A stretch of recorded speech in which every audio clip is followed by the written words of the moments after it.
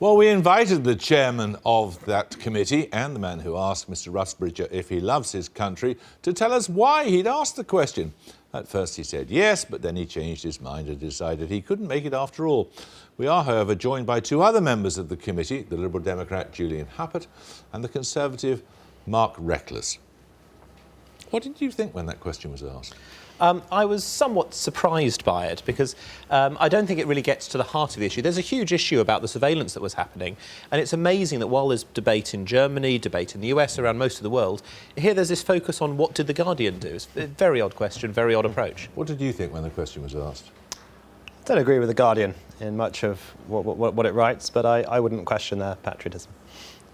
So why do you think the question was asked? I don't know. I thought it was certainly interesting. Prompted a lot of coverage. What did you think?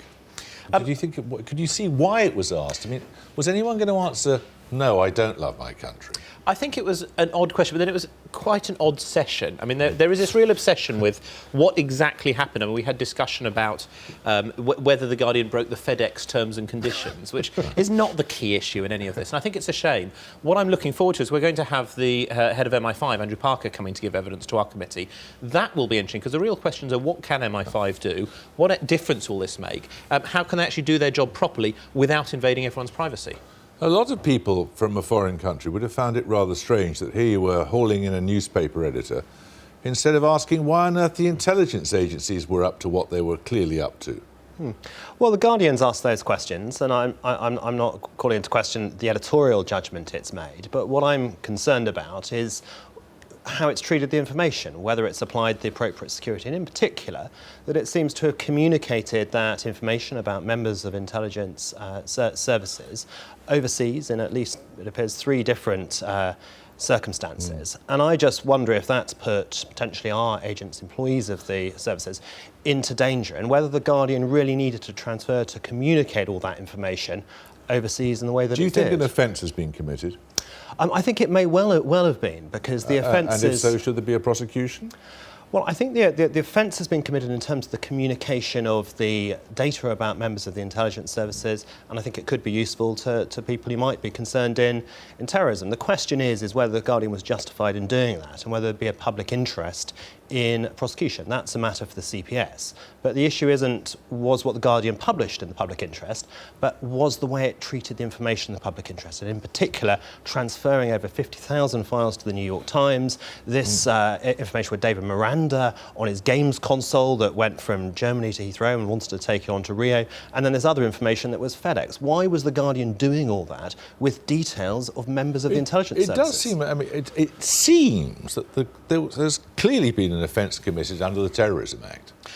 So I don't think it does, because actually the section that was referred to in the session actually has a specific clause, 58.3, which says that it's not an offence if there was a reasonable excuse. And I think breaking an internationally important news story would definitely count as a reasonable excuse in anybody's definition. I think The Guardian's been very careful. The real problem is actually the NSA had all of this information, 58,000 files containing names and all sorts of other information, and yet a contractor with very little seniority was able to get hold of it and take it away. There were 850,000 people with access to it. I think the real problem is how the NSA lost so much data, because any of the other 850,000 people could have taken that information and sent it directly to people who would do us harm. I think focusing on how The Guardian dealt with the information is missing the key point. The key point is that we now know far more about what was happening in our name, and this is something which really needs to be discussed. What are the rules? We benefit massively from surveillance. GCHQ, MI5, MI6 do a great job.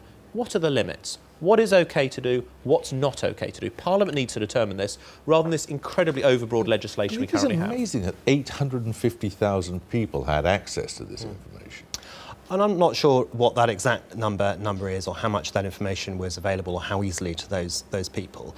But I am concerned that the information has been sent to a number of different countries, a number of different organisations by The Guardian, and that the security of that information may not be what it needs to be. And in particular, that foreign countries and their intelligence services may now have access to who our agents are in a way that they didn't before. And I think that is an issue. And I think The Guardian should assist the security services by making clear what information was transferred transferred and who those individuals were, so if necessary, they can be protected. But I think that's one point. But I do agree with Julian that it raises issues about the intelligence services, how there's oversight of that. And I think it would be important in Parliament to elect, at least perhaps subject to vetting, but to elect the chairman and members of that intelligence committee who oversee these matters, so we can be sure that actually the way they're looking at intelligence, and Julian and I may disagree about this, and I might lean more to allowing the security services to keep us safe by overseeing this information and trying to see if there's suspicious patterns in it, but I believe that Parliament should decide